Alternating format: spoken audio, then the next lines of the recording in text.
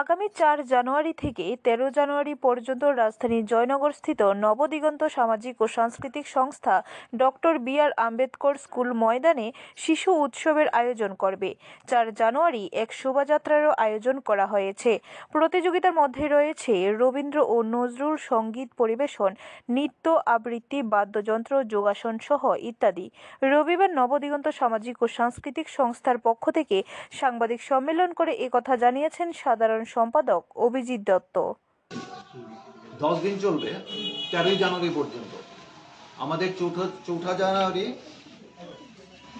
বিকেল 3 ঘটিকায় যেমন খুশি সাজো মাধ্যমে আমরা শুরু করব।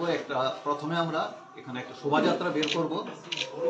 আমাদের কাছাকাছি এলাকার মেয়েদের আমরা বাচ্চাদের এবং অভিভাবক ক্লাব সদস্যরা মিলে আমরা একটা শোভাযাত্রার আয়োজন করেছি।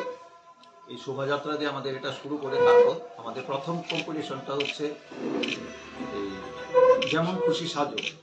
আর এই শিশু উৎসবেও আমরা একটা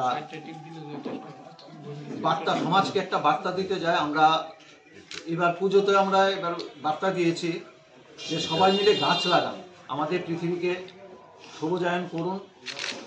আমাদের পৃথিবীকে আগামী যে প্রজন্ম আছে ওদের জন্য যাতে বাসযোগ্য আমরা একটা পৃথিবী ছেড়ে যেতে পারি। আমরা পুজোর সময় প্রায় 2000 গাছ আমরা দিয়েছিলাম আমাদের মাননীয় প্রধানমন্ত্রী।